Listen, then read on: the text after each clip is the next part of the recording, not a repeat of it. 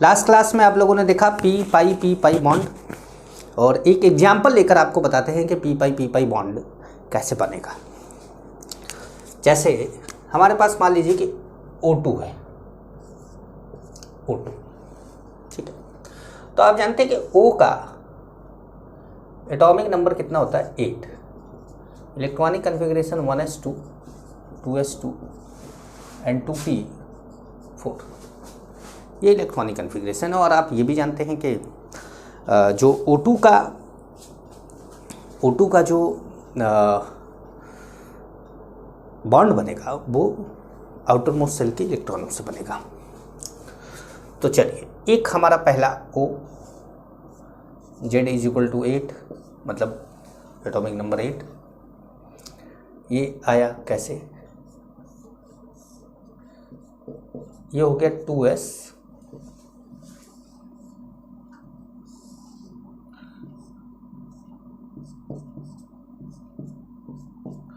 और ये हो गया 2p, ठीक है। अच्छा, सेकेंड O, Z = 8,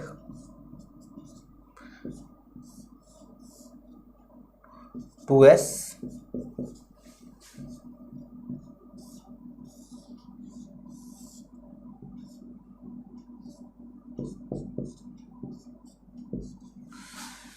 ठीक है। मैंने आपको बोला था कि अगर दो ऑर्बिटल के बीच में ओवरलैपिंग होती है तो दोनों ऑर्बिटल में अनपेयर्ड इलेक्ट्रॉन होना चाहिए और उनकी डायरेक्शन ऑफ स्पिन अपोजिट होनी चाहिए। जैसे इसके और इसके बीच में अगर ओवरलैपिंग हो रही तो ये ऊपर ये नीचे, यहाँ पे भी ये ऊपर ये नीचे, तो ये ओवरलैपिंग होगी। अब ओवरलैपिंग होगी तो जैसे ये ओवरलैपिंग हुई और एक ओवरलैपिंग ये हुई, ठीक है। अब अगर ये py है तो ये भी क्या है? py है, सॉरी, ये px या z में से कोई एक हो सकता है, तो ये हम मान लेते हैं px है। तो ये भी हमारा px है, ये py है, और ये क्या है? pz है, ठीक है। अब हमें क्या करना है कि एक px बनाना है, एक py, मतलब px तो हमें नहीं चाहिए, py चाहिए, pz चाहिए। तो चलो, हमने ये ले लिया, ये ले लिया हमारा py। ये कौन है? py है। और ये कौन है? pz है, ठीक है। वैसे ही दूसरे O का भी ये क्या है? pz है, और ये क्या है? py है। हम कोई भी एक्सिस, आपको लग रहा होगा इधर सर x मानते हैं अक्सर, वो नहीं, हम कुछ भी मान सकते हैं जो हमारी इच्छा होगी। जैसे हमने इसको ऊपर दिखा दिया तो इसको नीचे दिखा दिया, इसको ऊपर दिखा दिया तो इसको नीचे दिखा दिया, ठीक है। अब ये जब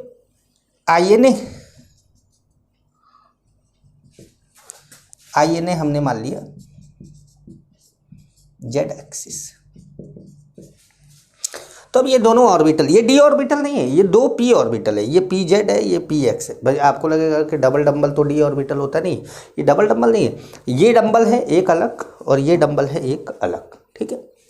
तो ये ऐसे ये दोनों आमने सामने आए तो इन दोनों के बीच में ओवरलैपिंग हुआ कौन सा? एक्सियल। और इन दोनों के बीच में लैटरल। इन दोनों के बीच में कैसा ओवरलैपिंग हुआ? लैटरल। तो यहाँ पर अगर हम इसकी ओवरलैपिंग दिखाएं तो ये ऐसे दिखेगा कि ऐसे ऐसे,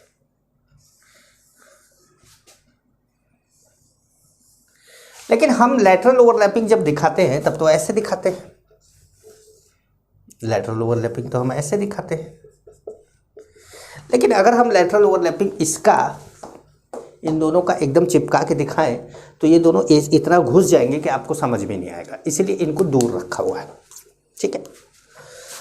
तो ये दो इलेक्ट्रॉन हो गए वो वाले, और ये एक इलेक्ट्रॉन ऐसे और ये एक इलेक्ट्रॉन ऐसे। अब इनके बीच भी क्या होगा? ओवरलैपिंग होगी। ये मैं जो मार्क दिखा रहा हूँ ये हम दिखा रहे हैं कि ओवरलैपिंग हो रहा है, ये ओवरलैपिंग दिखा रहे हैं, बॉन्ड नहीं है, ये ओवरलैपिंग दिखा रहे हैं, ठीक है। तो ये ओवरलैपिंग जो लैटरल ओवरलैपिंग है उससे एक बॉन्ड बना, कौन सा बॉन्ड? Pi bond. और ये इससे एक बॉन्ड बना, कौन सा बॉन्ड? Sigma bond. तो एक सिग्मा बना और एक क्या बना? पाई बना, एक सिग्मा बना एक पाई बना। वैलेंस बॉन्ड थ्योरी के अकॉर्डिंग बिना सिग्मा का कोई पाई नहीं होता। मतलब वैलेंस बॉन्ड थ्योरी कहता है कि अगर पाई बनाना है तो पहले सिग्मा बनाना होगा, उसके बाद ही पाई बनेगा। जैसे अगर कहीं डबल बॉन्ड है तो एक सिग्मा एक पाई होगा, ट्रिपल बॉन्ड है तो एक सिग्मा दो पाई होगा, हमेशा सिंगल बॉन्ड है तो वो सिग्मा ही होगा। वैलेंस बॉन्ड थ्योरी कहता है कि जब तक सिग्मा नहीं बनेगा तब तक पाई आएगा ही नहीं।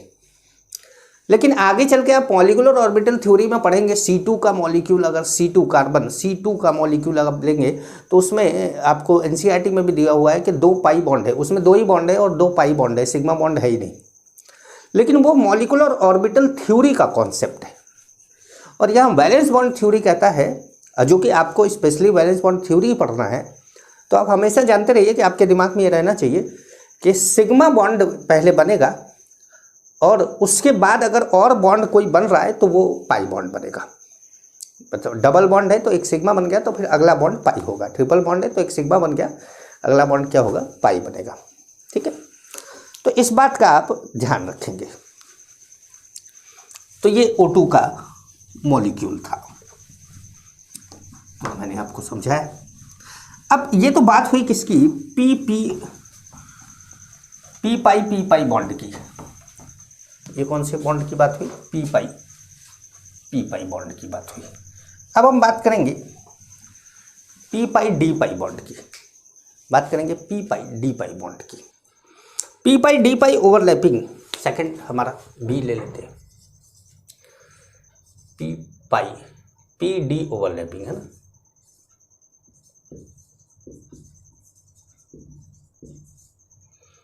P D overlapping.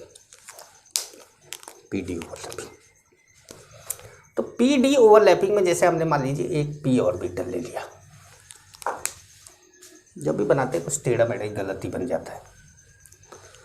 एक हमने पी ले लिया और एक हमने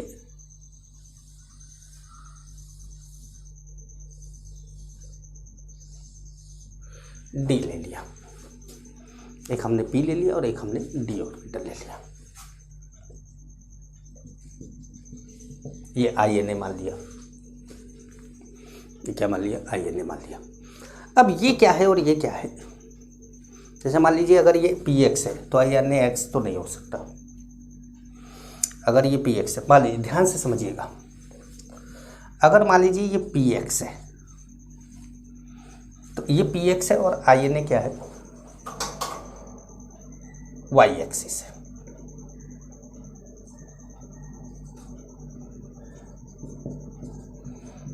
INA Y एक्सिस INA, मतलब ये जो है, ये जो प्लेन है ये X है और ये Y है, और ये डी ऑर्बिटल भी प्लेन में ही है।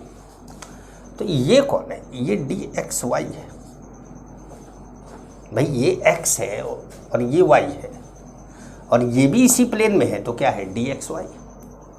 तो ये ध्यान रखिएगा कि अगर इसको और इसको दे दे तो इसको चुनना आसान है, और इसको दे दे तो इसको बताना आसान है। अब मान लीजिए कि यहाँ पर एक इलेक्ट्रॉन ऐसे ले लिया, यहाँ पर एक इलेक्ट्रॉन ऐसे ले लिया, तो ओवरलैपिंग हो गया, ये ऐसे बना दिया।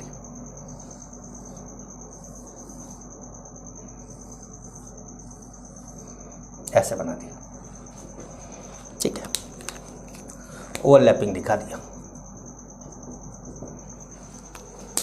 अब ये क्या बन गया, ये बन गया P pi D pi bond,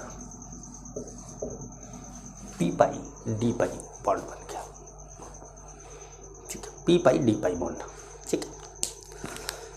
तो अब अगर ध्यान से देखिएगा, जैसे ये बना लिया होगा आपने, ये बना लिया होगा। अब अगर मान लीजिए मैं यहां पर एक्स एक्सिस कर देता हूं तो भी DXY होगा। हाँ, अगर मैं इसको एक्स एक्सिस कर देता हूं तो इसको मुझे बदलना पड़ेगा,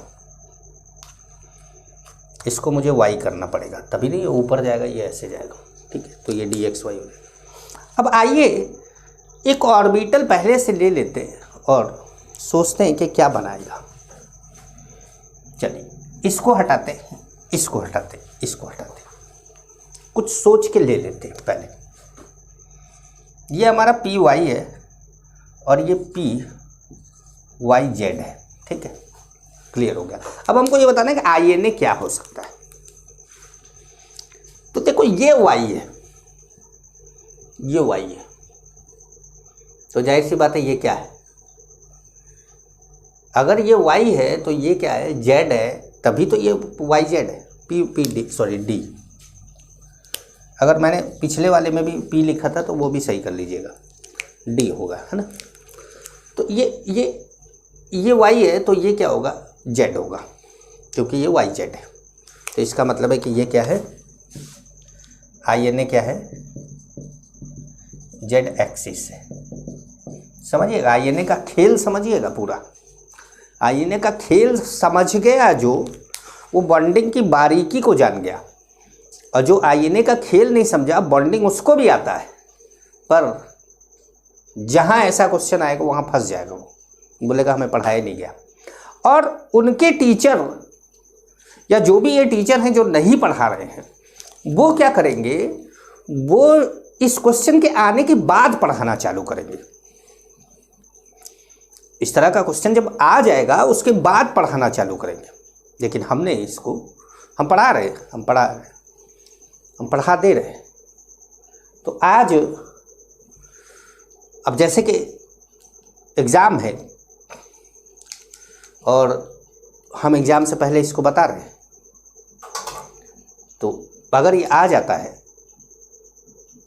नीट में या जेई में एग्ज़ाम में आ जाता है, तो ये लगेगा कि हाँ बच्चा ये बोलेगा कि भाई सर हमको लेक्चर बाद में मिले। तो लेक्चर मैं थोड़ा जल्दी जल्दी बनाते जा रहा हूँ, और आपको लेक्चर तो आप ऐसे भी नेक्स्ट ईयर की तैयारी कर रहे हैं। आप कौन सा जो है ये जो एग्ज़ाम आने वाला है उसकी तैयारी कर रहे हैं, ठीक है, आप तो नेक्स्ट ईयर वाली तैयारी कर रहे हैं। तो p y D Y z, ठीक है, p y D Y z, तो वो क्या हो गया, जेड हो गया। चलिए इसको और बदला जाए,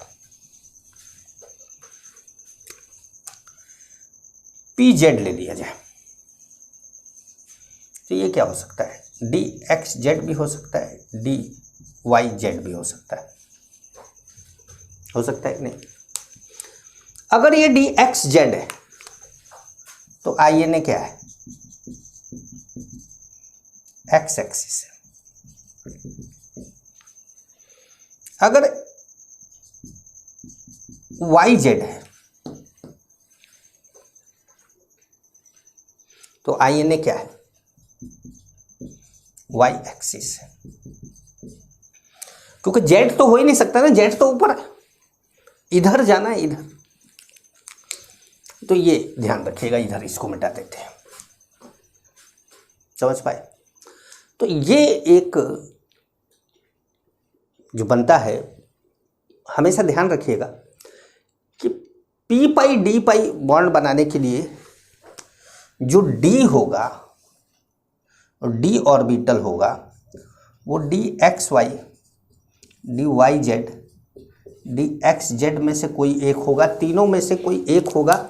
ना d x square Y square होगा, ना डी जेड स्क्वायर होगा, ना d x square Y square होगा, ना डी जेड स्क्वायर होगा, ठीक है। यहाँ पर ये नहीं होता है। जैसे कुछ लोग बोलते हैं कि d z square, d x square Y square हो सकता है। डी जेड स्क्वायर तो पाई बॉन्ड बनाता ही नहीं है।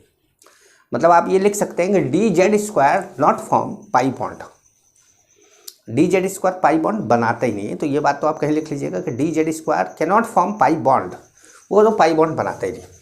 लेकिन कुछ लोग डी जेड स्क्वायर तो नहीं बनाता, लेकिन कुछ लोग इसको जो है बोल देते हैं कि अगर हम ये वाला ले लें, d x square Y square, चलो इसको डी एक्स पी एक्स मान लिया। तो अब ये क्या है कि अगर ये x है, ये x है, तो ये क्या होगा, y होगा। तो ये आई एन ए क्या हो गया, वाई एक्सिस हो गया। तो कुछ लोग इसको मानते हैं। अब कुछ लोग जो इसको मानते हैं वो ओवरलैपिंग भी अलग तरह का मानेंगे भाई।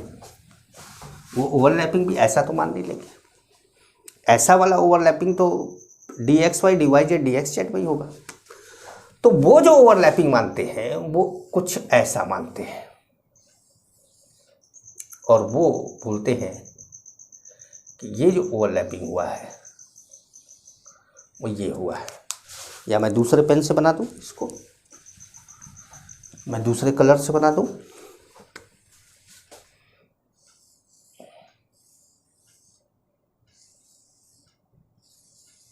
ये तो डी हो गया, और इनके हिसाब से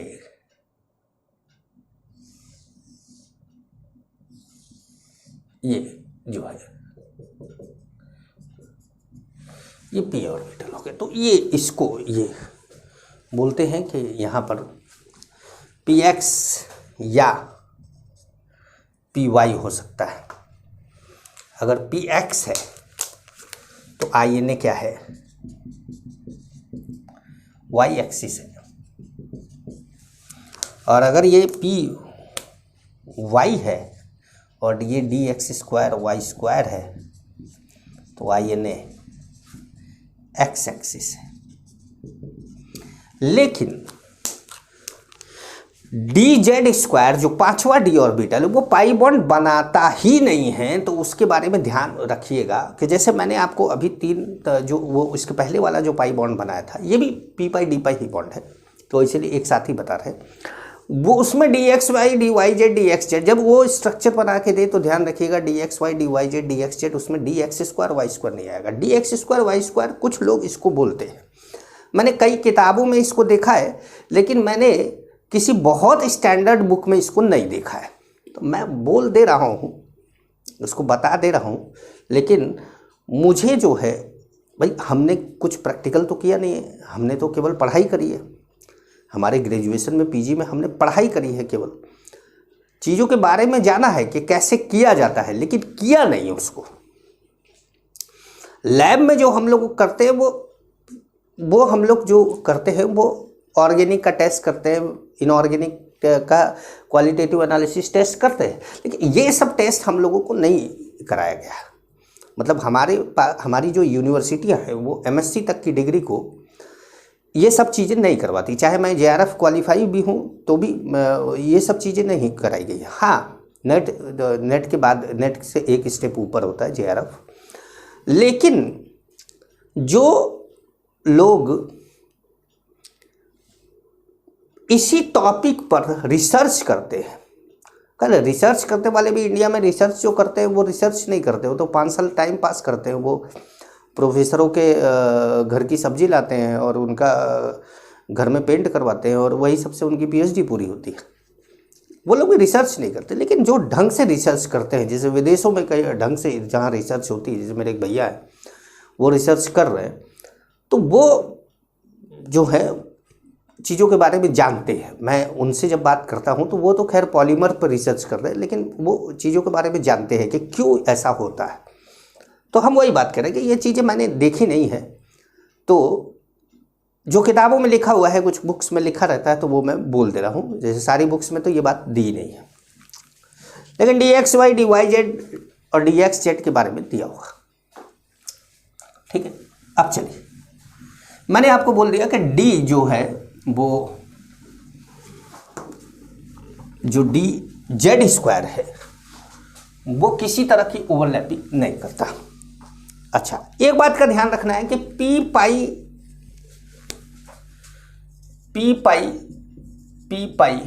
bond is stronger than P pi D pi bond. ये ध्यान रखिए। वैसे तो sigma bond is stronger than pi bond है, किसी भी तरह के पाई बॉन्ड से सिग्मा बॉन्ड स्ट्रॉन्गर है, लेकिन पाई बॉन्ड में भी P pi bond P pi D पाई से स्ट्रॉन्ग होता है, और पी पाई डी पाई जो है वो डी पाई से स्ट्रॉन्ग होता है। अब हमारा डी आ रहा है, हम तीसरे तरह की ओवरलैपिंग ला रहे हैं। सी, इसको बोल रहे हैं हम D pi bond, D pi bond. अब ये डी पाई बॉन्ड क्या होता है, इसमें two lobes of one D orbital involve in overlapping. अब आप ये सोच रहे होंगे ये क्यों लिखवा रहे हैं सर, हर पाई बॉन्ड में ही तो एक ऑर्बिटल का दोनों लोब इन्वॉल्व हो ही रहा था, तो फिर ये अलग से आपने लिखवाया क्यों? इसको अलग से इसलिए लिखवाया है क्योंकि जब सी के बाद जब मैं डी बोलूँगा तो वहाँ आपको ये बात समझ में आएगी कि क्यों सर ने ये बात लिखवाई है। तो ये ऐसे हो सकता है डी, और ये भी डी। डिपेंड करता है आईएनए क्या होगा। अब अगर ये DXY है, DXY है, तो आईएनए X और Y होगा। DYZ है, DYZ है, आईएनए Y और Z होगा। DXZ है, DXZ है, INA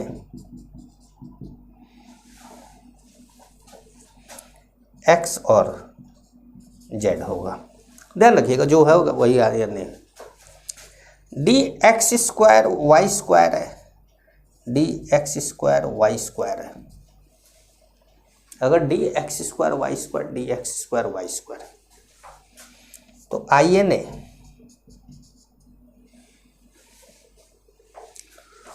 45 degree angle, INA make angle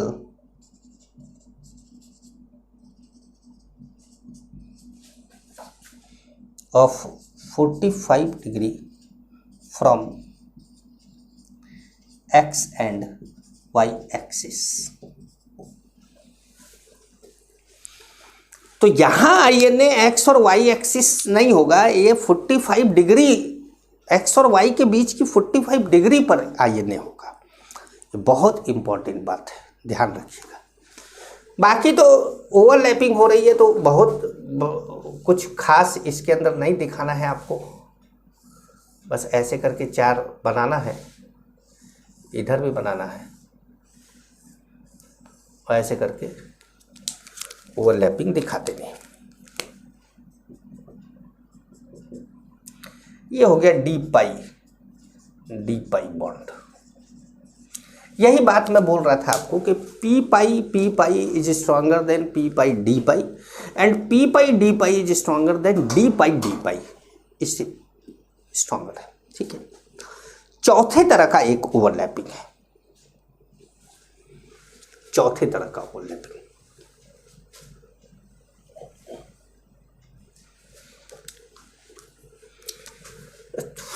D है, जो डी है वो है डेल बॉन्ड। ये एक नए तरह का बॉन्ड है भैया।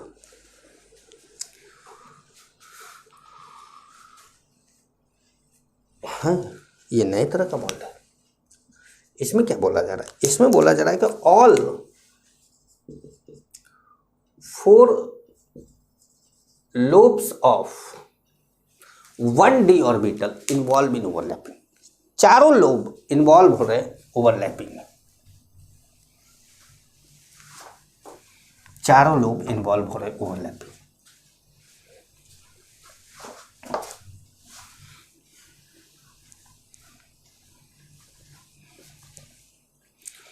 चारों लोब इन्वॉल्व हो रहे। अब चारों लोब कैसे इन्वॉल्व होंगे? जैसे ये 5 उंगली है ना, मान लीजिए 4 है, ये डी ऑर्बिटल है। अभी तक क्या कर रहे थे, ये डी ऑर्बिटल था, ये डी ऑर्बिटल था, ऐसे ओवरलैप कर रहे थे, दो लोब ओवरलैप कर रहे थे। अब क्या कर रहे हैं, ऐसे कर रहे हैं, एक के ऊपर दूसरा, सबके सब लोब एक दूसरे के ऊपर आ जा रहे हैं, ऐसे उठा कर रख दिया जा रहा है, ये ओवरलैपिंग हो रही है।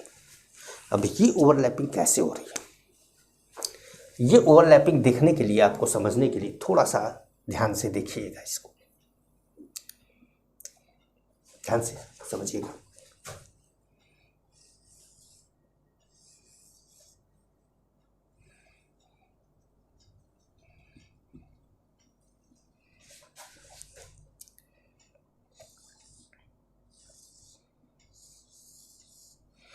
ये एक दूसरे के ऊपर आ रहा है, और ओवरलैपिंग करके, जैसे मैं अगर इसको ऐसे बना दूं,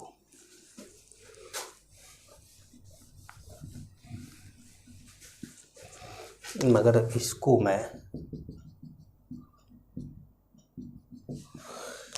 ब्लू से बना दूं, इस वाले डी ऑर्बिटल को, रहेगा दोनों सेम। अगर ये डी एक्स वाई है तो ये भी डी एक्स वाई होगा, same orbital, d x y Z, D x z, D x square Y square, d x square Y square, d z square नहीं होगा, मैंने पहले ही बोला डी जेड स्क्वायर नहीं होगा। अब यहां पे जो ओवरलैपिंग हो रही है, यहां पर जो ओवरलैपिंग हो रही है,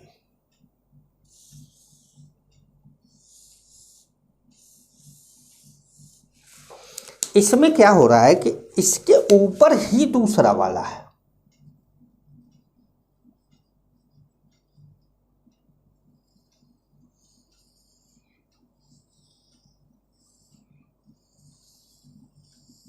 ऐसे चारों लोब एक दूसरे के ऊपर ओवरलैप कर गए, ठीक है, ये चारों लोब ओवरलैप कर गए।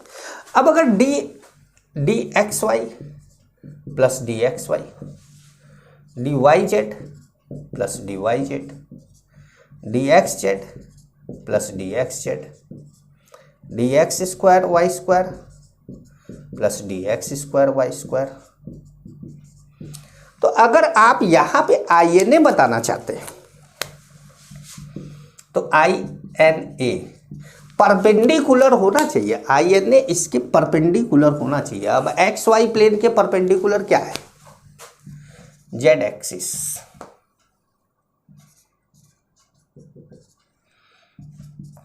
वाई जेड के परपेंडिकुलर क्या है, एक्स एक्सिस, एक्स जेड के परपेंडिकुलर क्या है, वाई एक्सिस, एक्स वाई के परपेंडिकुलर क्या है, जेड एक्सिस। अच्छा, डी जेड स्क्वायर तो बनाते ही नहीं है, तो ये डेल बॉन्ड के लिए है, ये ध्यान रखिएगा, डेल बॉन्ड के लिए। डेल बॉन्ड भी एक चीज़ है, करामात है। मैंने यही बोला था आपको कि ओवरलैपिंग हम ढेर सारी पढ़ेंगे, और जब हम ढेर सारी टाइप की ओवरलैपिंग पढ़ेंगे तो ये जो आप टाइम देख रहे हैं, अभी इतना टाइम और लेते तब जाकर ओवरलैपिंग आपको समझा पाते, ठीक है। तो एक क्वेश्चन हम करेंगे इस पे, एक क्वेश्चन करेंगे इस पे। क्वेश्चन लिखिएगा, which of the following overlapping, which of the following overlapping, which of the following overlapping results bond formation, which of the following overlapping results bond formation, कौन सी ओवरलैपिंग बॉन्ड फॉर्मेशन कराएगी। अब इसका मतलब यह है कि कौन सी नहीं कराएगी, ये भी ढूंढना है आपको। मैं आपको क्वेश्चन देता जाता हूं, मैं आपको क्वेश्चन देता जाता हूं।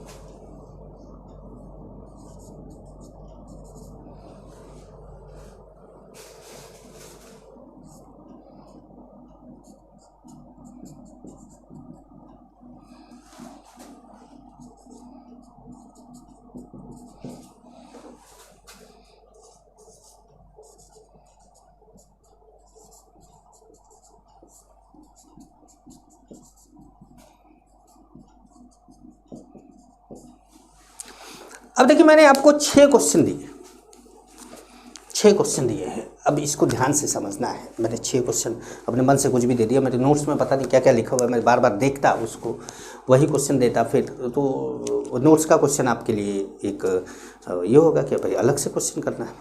ठीक है, अब देखिए P S plus P x, S है और पी एक्स है, तो मान लेते हैं कि ये एक्सिस क्या है, एक्स है, ये क्या है, वाई है, और ये क्या है, जेड है। अभी मान लेते हैं, ठीक है, अभी मान लेते हैं जेड है इसके लिए। तो हमारा ये एस है जिसमें इधर एक्स, इधर वाई और इधर क्या है, जेड है, और ये क्या है, पी एक्स है। ठीक है, लेकिन ये बोल रहा है कि I N A z axis है, इधर की तरफ आई एन है, मतलब ये भी इधर बढ़ रहा है और ये भी इधर बढ़ रहा है। तो जब दो पैरेलल लाइन एक दूसरे के साथ चलती है, तो वो हमने छोटी क्लास में पढ़ा है कि दो पैरेलल लाइन अगर एक दूसरे के साथ चले तो कभी जीवन में एक दूसरे को काटेंगे नहीं, मतलब ये सब एक दूसरे से लड़ेंगे ही नहीं। और जब ये एक दूसरे से लड़ेंगे ही नहीं तो बॉन्ड फॉर्मेशन हो सकता है क्या, नहीं हो सकता। तो इसका मतलब है कि बॉन्ड फॉर्मेशन के लिए अगर ये पी एक्स है तो आई एन ए भी एक्स एक्सिस होना चाहिए था। ठीक है, तो हमारा जो ये कौन से यहाँ पर है, तो यहाँ पर हम बोलेंगे, आप यहाँ नहीं लिखेंगे, आप क्वेश्चन में नहीं लिखेंगे, ध्यान रखिएगा, आप नीचे सॉल्यूशन बनाकर फर्स्ट लिखिएगा, आगे लिखिएगा नो बॉन्ड फॉर्मेशन। क्वेश्चन में लिख लेंगे तो क्या होगा कि आप रिवाइज करते समय ये चीज़ आपको सामने ही दिख जाएगी और आप रिवाइज नहीं कर पाएंगे, आपको लगेगा कि ये चीज़ तो मुझे आती है, लेकिन जब नीचे रखेंगे तो आपको पता चलेगा आप गलत कर रहे हैं कि सही कर रहे हैं। मैं यहाँ लिखता जा रहा हूँ, आप नंबर 1 लिख कर लिखेंगे नो बॉन्ड फॉर्मेशन।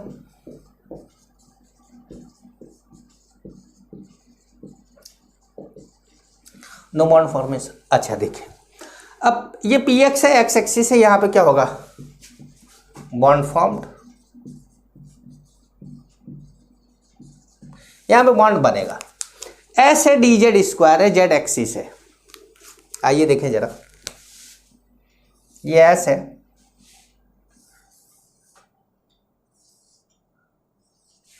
और ये डी जेड स्क्वायर है और ये जेड एक्सिस इसका आई एन है। ये मिटा देते हैं, ये तो पहले क्वेश्चन के लिए लिखा था, है ना, तो ये आई एन है। अब ये पी जेड है, आई एन ए भी इधर ही है, तो सॉरी ये डी जेड स्क्वायर है और आई एन ए भी इधर ही है, तो बनेगा बॉन्ड, बॉन्ड बनेगा, बॉन्ड बनेगा, बॉन्ड फॉर्म होगा, वीक बॉन्ड होगा लेकिन बॉन्ड बनेगा। हमने यहाँ पे बात करी है केवल कि बॉन्ड बनेगा कि नहीं बनेगा, तो बॉन्ड फॉर्म होगा।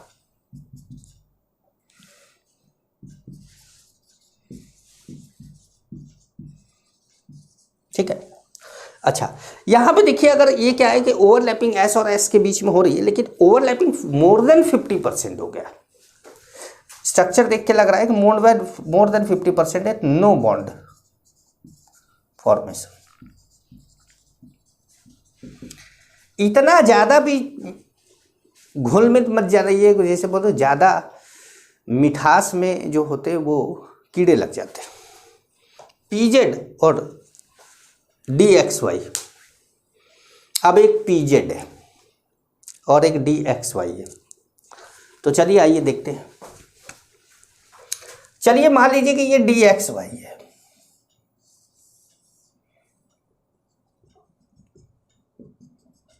ये एक्स एक्सिस है, वाई एक्सिस है और ये डी एक्स वाई है। तो अब आई एन ए अगर होगा, I N A x axis अगर आप लेते हैं तो ये जेड वाला तो ऐसे है ना, पीजेड वाला तो ऐसे अंदर की तरफ है ऐसे। अब ये लोब इसका इस प्लेन पर है और वो इस प्लेन पर है, ऐसे घुस के जाएगा कैसे, तो बोलेंगे जीरो ओवरलैपिंग। और जीरो ओवरलैपिंग तो क्या बोलेंगे, no bond formation.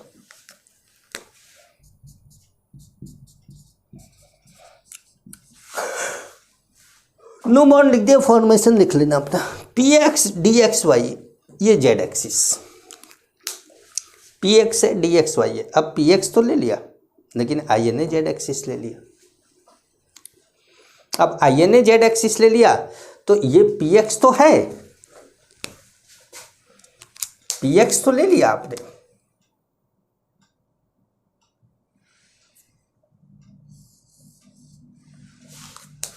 P x तो ले लिया, लेकिन आई एन ए क्या लिया आपने, जेड एक्सिस लिया। अब ये भी इधर की तरफ बढ़ रहा है और ये भी इधर की तरफ बढ़ रहा है, कोई ओवरलैपिंग नहीं होगी। अच्छा, ऐसे भी बढ़ लेता तो कौन सी ओवरलैपिंग हो जाती है भाई, इन दोनों के बीच में सिग्मा बॉन्ड नहीं बनेगा। इन दोनों के बीच में सिग्मा बॉन्ड तब बनता जब 45 डिग्री एंगल पे इसका आईएनए होता, तो यहां सिग्मा भी नहीं बनना है, पाई भी नहीं बनना है। तो यहां पर भी क्या लिखेंगे, यहां पर भी हम लिखेंगे नो बॉन्ड फॉर्मेशन। अच्छा, फॉर्मेशन ऐसे भी तो लिख सकते हैं, ये सही है फॉर्मेशन। तो कोई बॉन्ड का फॉर्मेशन नहीं, समझ पाए आप।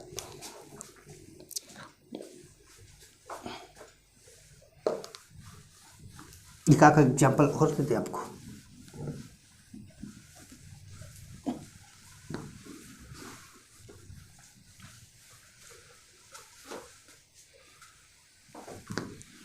मान लीजिए छठा है, p y plus p z, कोई आई एन ए नहीं दिया है, लेकिन फ़र्क क्या पड़ता है, एक वाई है, मान लो ये वाई है और ये जेड है, मान लो ये वाई है और ये जेड है, कुछ भी कर लो कभी ओवरलैपिंग नहीं होनी, तो क्या होगा, नो बॉन्ड फॉर्मेशन। तो ये ध्यान रखना है आपको कि बॉन्ड फॉर्मेशन नहीं होगा। बॉन्ड फॉर्मेशन नहीं होगा तो दो कारण हो सकते हैं, एक तो जीरो ओवरलैपिंग, यहाँ सब में जीरो ओवरलैपिंग ही था इसलिए बॉन्ड फॉर्मेशन नहीं हो रहा था। लेकिन एक और तरीका होता है जिसमें बॉन्ड फॉर्मेशन होगा कि नहीं होगा, जैसे मैं सात वाले लूँ,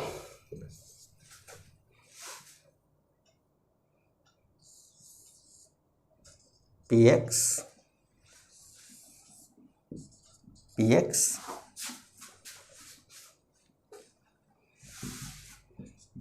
आई N A x axis.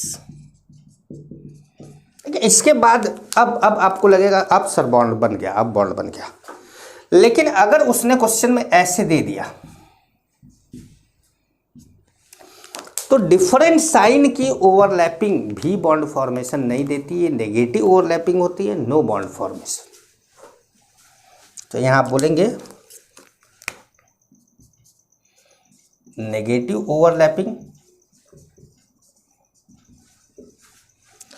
No bond formation. Negative overlapping होगी, कोई बॉन्ड नहीं बनेगा। ठीक, अब यहां तक तो आप लोगों ने ओवरलैपिंग के बारे में पढ़ लिया। अच्छा, एक और बात बता दें कि आपको, जैसे मान लीजिए कि ये होता, सातवां भी लिख लेते हैं,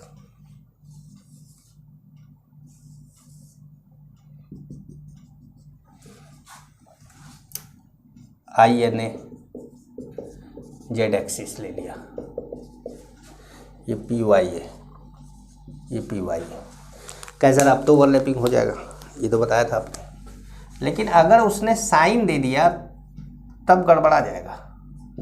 तब देखिए ये पॉजिटिव नेगेटिव अगर, तो यहाँ पर क्या है, लिखेंगे नो बॉन्ड फॉर्मेशन। क्या लिखेंगे, यही चीज़, negative overlapping no bond formation, यहाँ भी यही लिखेंगे, negative overlapping no bond formation. ठीक है, तो अब बात करते हैं, अब आप हेडिंग डालिएगा difference between sigma and pi bond.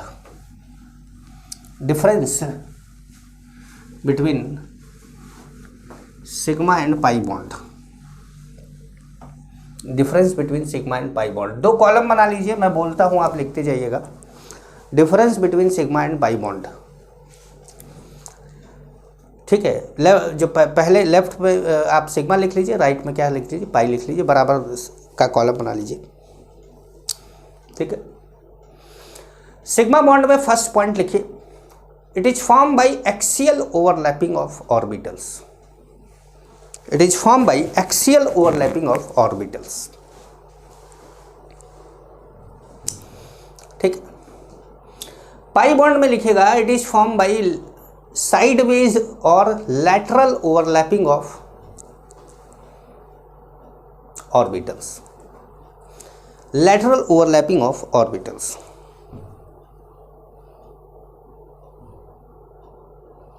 ठीक है।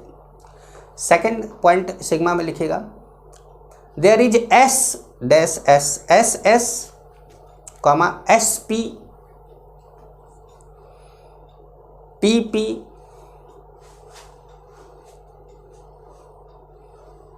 S D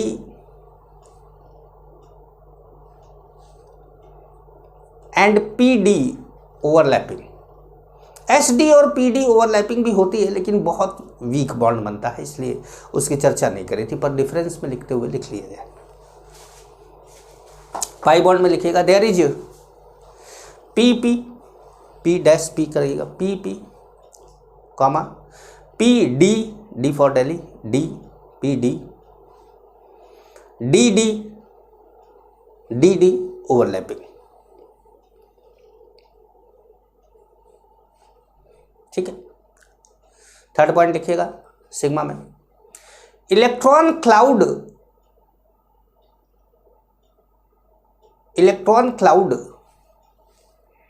due to overlapping, electron cloud due to overlapping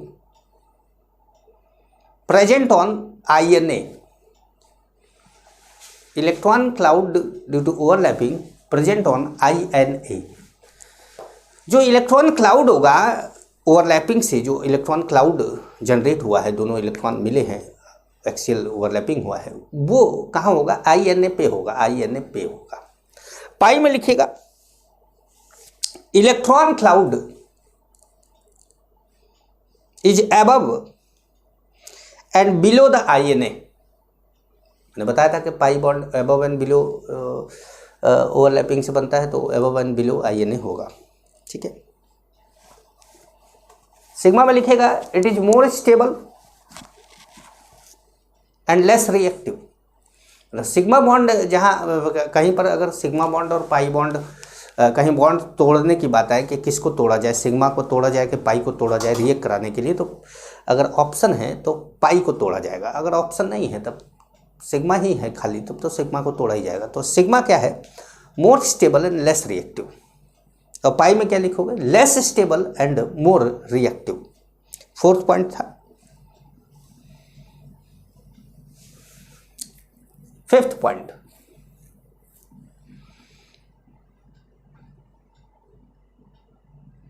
sigma में हायर बॉन्ड एनर्जी,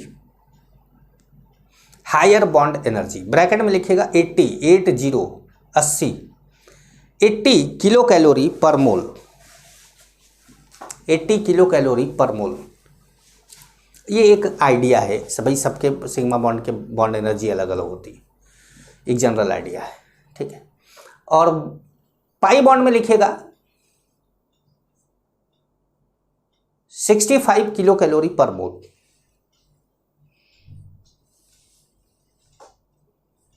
ठीक है।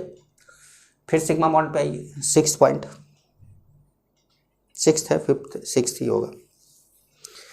Sixth, it can independently exist. मतलब सिग्मा क्या होता है कि अकेला पाया जा सकता है। भाई वैलेंस बॉन्ड थ्योरी तो यही कहता है ना कि सिग्मा के बाद ही पाई आएगा, तो इट कैन इंडिपेंडेंटली एग्जिस्ट। पाई में लिखिएगा, it always exist with sigma bond, it always exist with sigma bond and come after sigma bond. और बनता भी कब है? सिग्मा बॉन्ड के बाद। ठीक है। 7 पॉइंट लिखिएगा सिग्मा में, free rotation about sigma bond, free rotation about sigma bond is possible. जैसे एक सिंगल बॉन्ड है तो एक एटम को पकड़ के, अगर दो एटम के बीच में सिग्मा बॉन्ड है, एक एटम को पकड़ के दूसरे एटम को घुमाया जाए तो वो घूमेगा। फ्री रोटेशन इसको बोलते हैं, फ्री रोटेशन। लेकिन पाई बॉन्ड में फ्री रोटेशन पॉसिबल नहीं होता। Free rotation about pi bond is not possible. अब जैसे पाई बॉन्ड कब बनेगा? जब सिग्मा बन जाएगा, और सिग्मा बनने के बाद जब पाई बनता है तो वो तो या तो डबल बॉन्ड होगा या तो ट्रिपल बॉन्ड होगा। तो अब दो एटम के बीच में मान लीजिए डबल बॉन्ड है और आपने एक एटम को पकड़ लिया, दूसरे एटम को, अब ये नहीं घूम रहा है, देखिए फ्री रोटेशन नहीं है, क्योंकि आपको ऐसे पूरा घुमाना है। ऐसा नहीं करना है कि आप सोच रहे हो कि सर ऐसे ऐसे घुमा दे क्या, अरे नहीं, ऐसे घुमाना है ना, जैसे इसमें घुमा रहे थे, ऐसे ऐसे ऐसे, वैसे ही इसमें घुमाना है। नहीं घूमेगा टूट जाएगा, तो यही बात है, टूट जाएगा, नहीं घूमेगा, तभी तो ज्योमेट्रिकल आइसोमेरिज्म अराइज होगा, तभी तो पूरा पूरा ज्योमेट्रिकल आइसोमेरिज्म इसी कॉन्सेप्ट पे पढ़ डालेंगे आप। ठीक है, अच्छा अगला पॉइंट लिखिएगा, जो भी हो, 7वां 8वां जो भी हो, सिग्मा में ज्योमेट्री और shape, SHAPE, shape of the compound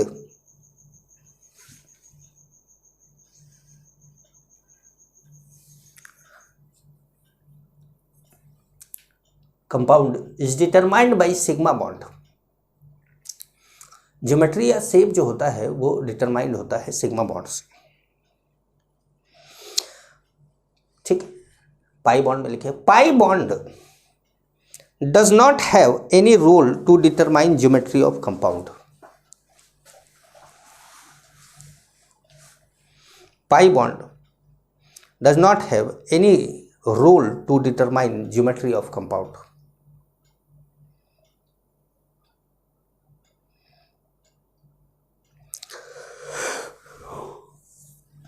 समझिए भाई। अब बात करते हैं हाइब्रिडाइजेशन की, अगला हेडिंग डालिएगा, हाइब्रिडाइजेशन। हाइब्रिडाइजेशन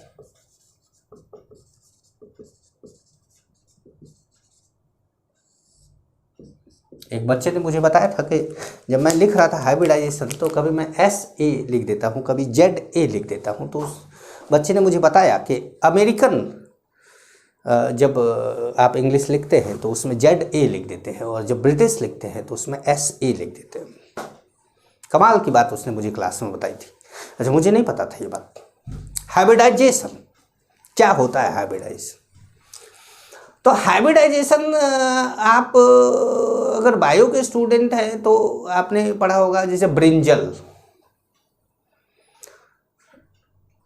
तो पोटैटो और ब्रिंजल मतलब आलू और बैगन को मिला के बनाया गया ब्रोमैटो। ब्रोमैटो, अब ब्रोमैटो में क्या थी? ब्रोमैटो में क्वालिटी आलू की भी थी और बैगन की भी थी। तो हमको लगता है कि चोखा बनाने के लिए तो सही चीज़ है, आलू और बैगन दोनों की ज़रूरत पड़ेगी, दोनों में वो ब्रोमैटो ही उठा लाओ। पर पता नहीं, मैंने केवल किताबों में पढ़ा था, मैंने कभी देखा नहीं उसको। तो और आगे चल के मेरा बॉटनी सब्जेक्ट भी नहीं रहा, तो इसलिए भी नहीं देखा। हो सकता है कि बॉटनिकल गार्डन में पढ़ा हुआ हो और हमने ना देखा। तो हाँ, तो हाइब्रिडाइजेशन क्या है?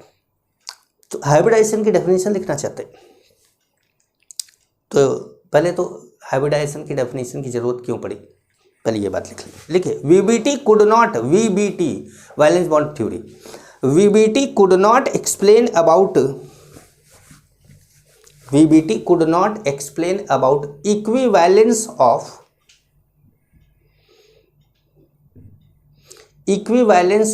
bond। इक्विवेलेंस ऑफ बॉन्ड मतलब same, similar, equivalence of bond, that is bond energy, bond length, bond strength, etc.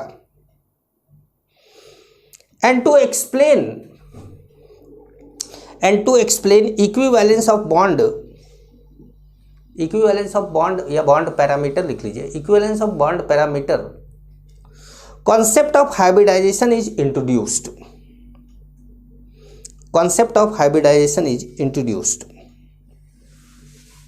ठीक है, concept of hybridization is introduced. तो क्या हाइब्रिडाइजेशन में क्या इंट्रोड्यूस कर दिया गया भैया ऐसा? आइए देखें। कार्बन है, कार्बन का एटॉमिक नंबर 6 होता है, 1s2 2s2 2p2। तो कार्बन जो है अपने ग्राउंड स्टेट में कार्बन अपने ग्राउंड स्टेट में, ग्राउंड स्टेट, एक्साइटेड स्टेट सुन रखा होगा आप लोगों ने। कार्बन अपने ग्राउंड स्टेट में जो उसका वैलेंस सेल है उसमें कुछ इस तरीके से पाया जाता है, एक ग्राउंड स्टेट। एक्साइटेड स्टेट में, एक्साइटेड स्टेट में जब वो बॉन्ड बनाना चाहता है, ग्राउंड स्टेट में कोयले की तरह पाया जाता है, अकेला, क्या कुछ नहीं करेंगे, ऐसे ही पड़े रहेंगे। लेकिन जब वो बॉन्ड बनाना चाहता है तो वो ग्राउंड स्टेट से एक्साइटेड स्टेट में जाता है। तो ग्राउंड स्टेट से इस एक्साइटेड स्टेट में वो कैसे जाएगा?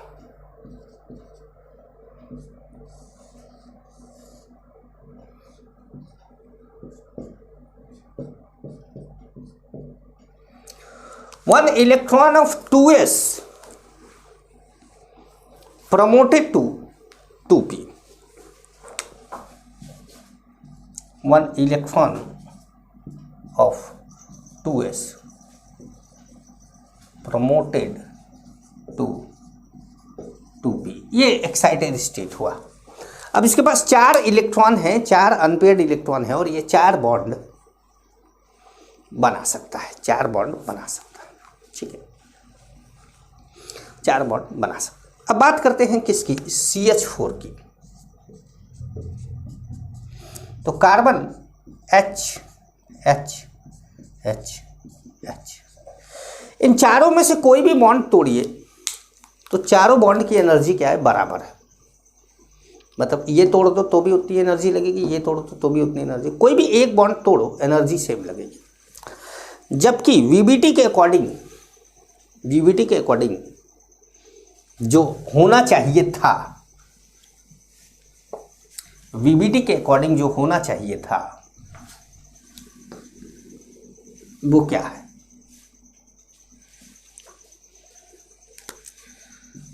मतलब हम एक्साइटेड स्टेट ये बना देंगे, VBT के अकॉर्डिंग हम CH4 बनाना चाह रहे हैं, VBT के अकॉर्डिंग ये कार्बन है। ठीक है, और हमारे पास एक कार्बन है और कितने हाइड्रोजन है? 4 हाइड्रोजन है। हाइड्रोजन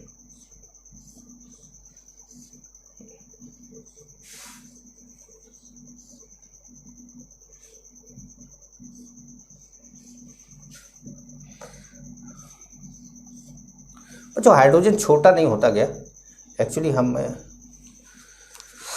ठीक है 4 हाइड्रोजन एटम, 4 हाइड्रोजन एटम है ये हाइड्रोजन है, ये भी हाइड्रोजन है, ये भी हाइड्रोजन है, ये भी हाइड्रोजन। और इन चारों हाइड्रोजन एटम को कार्बन के इन एक एक ऑर्बिटल से क्या करना है? ओवरलैपिंग करनी है। और जानते हैं आपके ओवरलैपिंग के लिए आपको इलेक्ट्रॉन ऊपर सीधा है तो नीचे उल्टा कर दो। तो जब ओवरलैपिंग हुई तो ये तो क्या था? 1s था, ये भी 1s था, ये भी 1s था, ये भी 1s था। ओवरलैपिंग हुई इसके बीच में, इसके बीच में, इसके बीच में और इसके बीच में ओवरलैपिंग हुई। तो 1 bond by S overlapping, 3 bond by SP overlapping.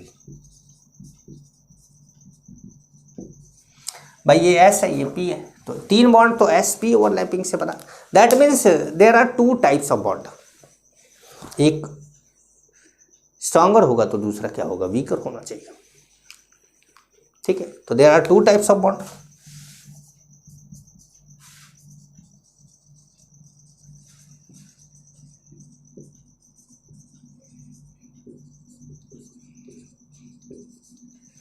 There are 2 types of bond, but experimentally it is observed that CH4 has all bonds, CH4 has all equivalent bond, experimentally it is observe that, आगे लिखेंगे, but experimentally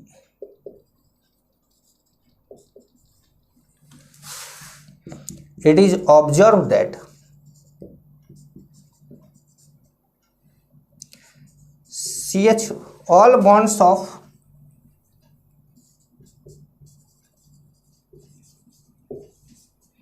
CH4 are equivalent. All bonds of CH4 are equivalent. That means there is a process, there may a process takes place before bond formation of carbon, due to which energy of each orbital are equal and they form equivalent bond, and that process is known as hybridization. But hybridization is a hypothetical concept. Hybridization is a hypothetical concept. There is no any proof. Hybridization is a hypothetical process. अब hybridisation hypothetical process है भैया, proof नहीं है किसी के पास, लेकिन माना यह जाता है कि ऐसा होता होगा, ऐसा होता होगा। तो क्या होता है हाइब्रिडाइजेशन, डेफिनेशन लिखी जाए इसकी, ये हटाया जाए इसको। अब सभी बॉन्ड इक्वल है, सभी बॉन्ड एक जैसे हैं, तो इसका मतलब सभी ऑर्बिटल की एनर्जी एक जैसी है। कार्बन के चारों ऑर्बिटल की एनर्जी कैसी है, एक जैसी है।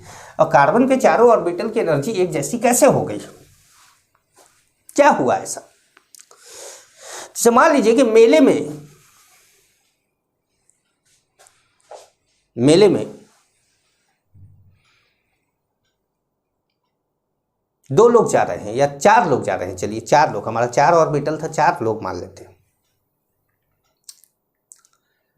एक आदमी के पास 200 रुपया है, एक आदमी के पास क्या है, 200 रुपये है, और बाकी तीन जो हैं उन सबके पास 100 रुपये है। 100 सबके पास, तीनों के पास 100 रुपये है, और एक के पास कितना है, 200 रुपये है। तो इसका मतलब मेला देखने गए हैं तीनों चारों, सावन का मेला या कोई भी, बहुत मेले लगते हैं, ताजिया जाता है तो मेला लगता है। हम तो गांव में रहते हैं तो इसलिए हमने हर तरह के मेले देखे। दीपावली पे मेला लग जाता है, तो मेला जो है कोई भी जो भी देखने के लिए गए, एक के पास 200 रुपये और तीन के पास 100 रुपये। इन चारों ने जब अपने पैसे देखे, अपने पैसे देखे, तीनों चारों अलग अलग जगह से आए, अपने पैसे देखे, तो देखा तीन के पास एक जैसे है और एक के पास ज़्यादा है। तो इन्होंने सोचा कि अगर चारों ने मिला के सोचा, ऐसा नहीं है कि एक तीन सेल्फिश थे, चारों ने मिला के सोचा कि अगर हम लोग इसको खर्च करना स्टार्ट करेंगे तो ये तीन पहले खर्च करके खाली हो जाएंगे और ये चौथा वाला दोबारा मेला देख लेगा, क्योंकि 100 रुपये इसके पास फिर बचा रहेगा, बाकी 100 के साथ अपना 100 खर्च करेगा, दोबारा मेला देख लेगा। तो वो अगर मैंने अच्छे दोस्त हैं हम लोग, ऐसा करते हैं कि सारा पैसा मिला लेते हैं, सारा पैसा मिला के फिर इक्वली डिस्ट्रीब्यूट कर लेते हैं। तो इन लोगों ने सारा पैसा मिलाया, तो 3 और 2 500 रुपये हो गए। फिर 500 रुपये को इक्वली डिस्ट्रीब्यूट कर दिया। अब क्या है, 125 ईच, सभी के पास 125 रुपये आ गए। यहां इसको क्या बोला गया, पहले क्या हुआ, मिक्सिंग हुआ, फिर डिवाइड हुआ।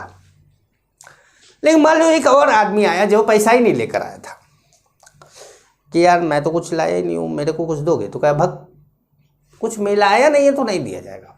तो कहने का मतलब ये है कि क्या प्रोसेस है, हाइब्रिडाइजेशन क्या है, डेफिनेशन बोली जाए तो इट इज द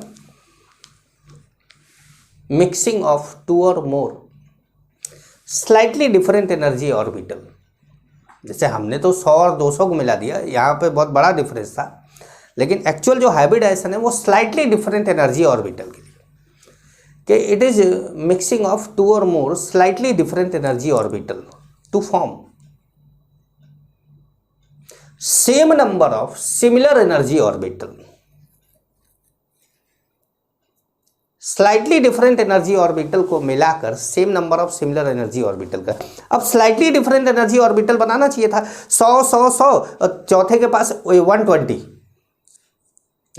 हो गया तो स्लाइटली डिफरेंट हो गया। अब चारों का मिला दिया तो 420 हो गए, 420, और 420 को 4 से डिवाइड कर दिया तो 105 हो गए, सबके पास 105 पहुंच गया। स्लाइटली डिफरेंट एनर्जी ऑर्बिटल, अब सबके पास एनर्जी क्या है, बराबर। अब सबके पास एनर्जी बराबर है। लेकिन अगर किसी के पास 1000 रुपया है इन्हीं में से, जैसे 100 3 के पास और एक के पास 120, और किसी के पास 1000 है, 5वां फ्रेंड आ रहा है 1000 है, वो बोला कि नहीं मैं नहीं मिलाऊंगा तुम लोगों के साथ, मैं हाइब्रिडाइजेशन नहीं करूंगा। और एक और दोस्त आ रहा है जिसके पास पैसा ही नहीं है, उसको ये चारों कह रहे हैं मैं नहीं मिलाऊंगा तुम्हारे साथ, तुम्हारे पास तो पैसा ही नहीं है। मतलब एक जो ज़्यादा पैसा रखा है वो भी नहीं मिला रहा, और जिसके पास नहीं है उसको भी मिलाने नहीं दे रहे हैं। मतलब स्लाइटली डिफरेंट एनर्जी वाले, स्लाइटली डिफरेंस जिनके पास पैसों का है उनको मिलाया जा रहा है, और बांटा भी उतने में ही जा रहा है। ये नहीं कि जो पैसा लेकर नहीं आया उसको भी दे दे, कि मिलाए 4 लोग और बांट दे 5 लोगों में, ऐसा भी नहीं है। तो it is the mixing of 2 और more slightly different energy orbital to form same number of, जितने लोगों ने मिलाया उतने ही लोगों में बंटना चाहिए, same number of similar energy orbital.